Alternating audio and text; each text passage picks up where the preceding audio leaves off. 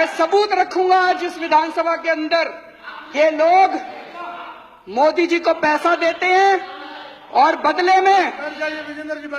में मोदी जी इनके खिलाफ इनकम टैक्स नहीं होने देते, नोटबंदी के पहले इन लोगों को बता देते हैं और इनका काम करवाते हैं। ये आज मैं सबूत लेके आया हूं जी।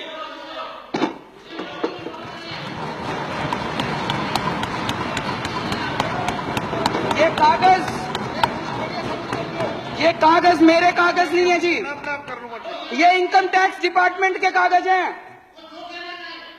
इनकम टैक्स डिपार्टमेंट ने 15 अक्टूबर 2013 को आदित्य बिड़ला ग्रुप के ऊपर रेड हुई।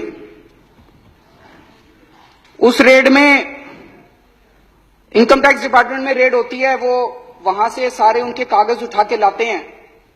वापस आने के बाद इनकम टैक्स डिपार्टमेंट अपनी एक रिपोर्ट बनाता है उन कागजों के आधार पे, जिसको अप्रेजल रिपोर्ट कहते हैं।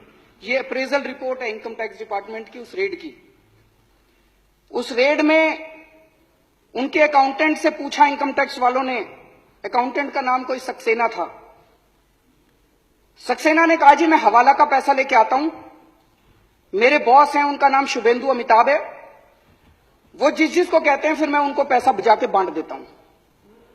शुभेंदु अमिताभ बिड़ला ग्रुप के ग्रुप एग्जीक्यूटिव प्रेसिडेंट थे।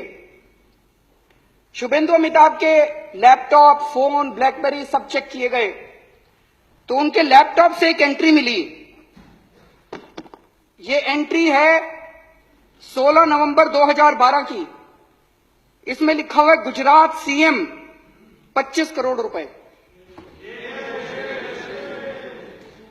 गुजरात सीएम के आगे 25 करोड़ रुपए, ब्रैकेट में लिखा है 12 डन, 12 दे दिए, rest question mark.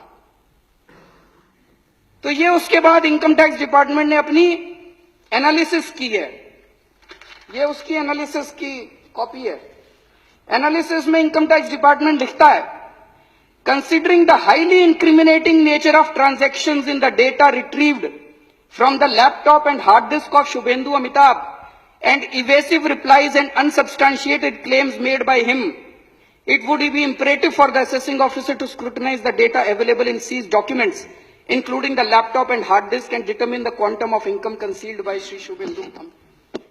Appraisal report उसके बाद असेसिंग ऑफिसर के पास जाती है और असेसिंग ऑफिसर फिर 2 साल लगा के उसकी इनकम का असेसमेंट करता है, ऑर्डर करता है। अक्टूबर 2013 में रेड हुई थी। उसके बाद 6 महीने बाद इनकी सरकार आ गई तो असेसिंग ऑफिसर की हिम्मत नहीं थी जो इसकी जांच कर सके। उसके बाद तो इसकी कोई जांच नहीं हुई उसके बाद।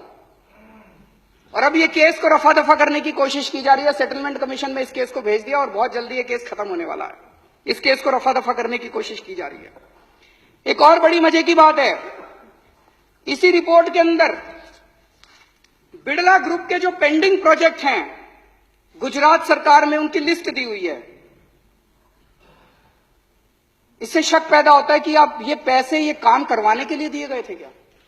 इसमें लिखा है, levy of stamp duty matter has been taken up at the principal secretary level and through the honourable chief minister's office, deputy collector stamp has been instructed from Gandhinagar not to initiate any action. मतलब कि मुख्यमंत्री दफ्तर, गुजरात के मुख्यमंत्री दफ्तर ने stamp duty ना लेने के आदेश दे दिए हैं। इनको गैस की जरूरत थी तो इसमें लिखा है गैस के लिए भी बात हो गई है। तो जो जो काम पेंडिंग थे गुजरात सरकार में उनकी सबकी लिस्ट दी हुई है। तो एक मन में यह शक होता है ये 25 करोड़ रुपए ये सारे काम करवाने के लिए पैसे दिए गए थे क्या। एक और इसी तरह का इंसिडेंट हुआ। अगर ये एक ही होता तो लगता कुछ गड़बड़ है। 22 नवंबर 2014 को सहारा के यहां रेड हुई। एक कमरे से 130 करोड़ से ज्यादा का कैश मिला।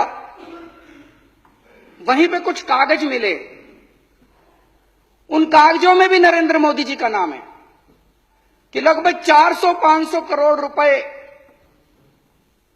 देने की बात है उन कागजों के अंदर। और कई नेताओं के नाम है, कई मुख्यमंत्रियों के नाम है देश के, उनमें नरेंद्र मोदी जी का नाम भी है। लेकिन इसकी अब जांच कौन करेगा।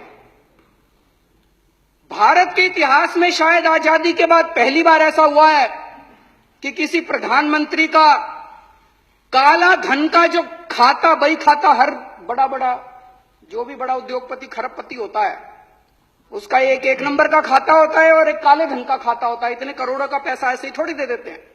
काले धन के खातों के अंदर किसी प्रधानमंत्री का बाय नेम नाम आता हो, मुझे लगता है आजादी के बाद पहली बार ऐसा हुआ है।